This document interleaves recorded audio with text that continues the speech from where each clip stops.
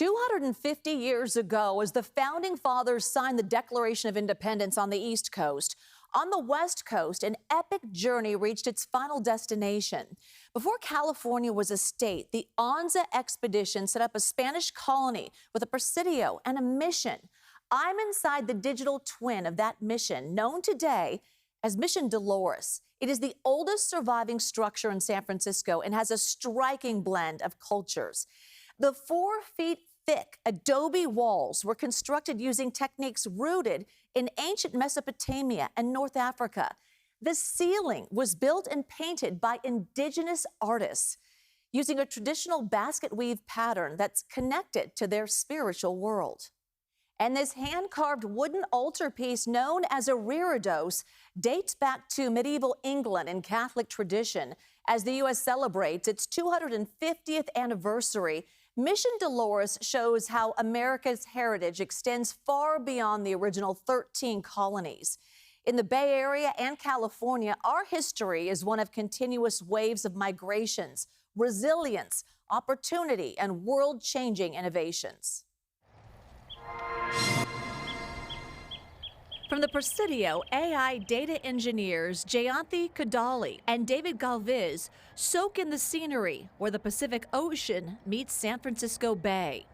They're surprised to learn how it fits into our nation's 250th birthday. That just blows our minds. Honestly, I had no idea. In 1776, days before the ink dried on the Declaration of Independence, a pivotal moment unfolded in the Bay Area. It involved an expedition, a colony, and a king. On this West Coast, just as on the East Coast, 250 years ago, people were living under the reigns of kings. The King of Spain, here, the King of England on the East Coast. Andrew Galvan is the curator of Mission Dolores. He's also a descendant of the tribes whose ancestral lands stretched across the greater Bay Area. My ancestors, they knew nature. They knew how to live with nature and how to make use of nature. Andrew oversees the same mission that baptized his great-great-great-great-grandparents. They're buried right outside the door in the Mission Cemetery. There's a phrase that I learned a long time ago, that a person doesn't belong into a place until they have bones in the ground. I know I have bones in this very ground right here. I know I belong here. Sometimes I sit in this room all by myself, and I can feel the presence of my ancestors. 93-year-old Eddie Grijalva of Vallejo also feels the presence of his ancestors. Adventure, discovery, and I think that's in my blood. Eddie is a descendant of Sergeant Don Juan Pablo Grijalva, a dashing 18th century Spanish soldier who came from a family of explorers. Strong, good looking. In 1775, Don Juan Pedro Grijalva made a decision. He came with the Anza Expedition to Northern California, to San Francisco. He joined Lieutenant Colonel Juan Bautista de Anza on the trek. 240 men, women, and children came with them. They braved snow in the mountains. They braved the heat in the desert. A woman even had a baby. The goal, to expand the Spanish Empire northward to an area called Alta California. Spain realized what a remarkable bay they had discovered and decided that they would send a colonial expedition to actually claim San Francisco Bay for Spain. Carrie Jones is an archaeologist with the Presidio Trust. Her team recently excavated parts of the original Presidio.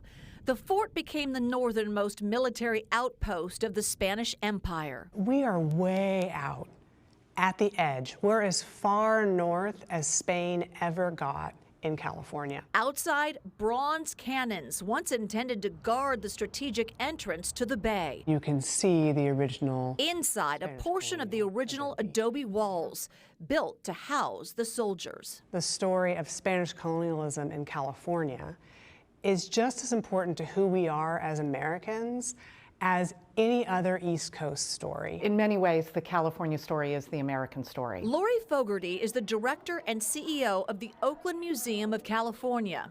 The museum's Gallery of California History traces the state's timeline from its ancient indigenous roots to modern-day California. California has always been defined by the waves of migration, the people coming in from all over the country, all over the world to make a better life. But often what that has meant is conflict, conquest, colonization, displacement.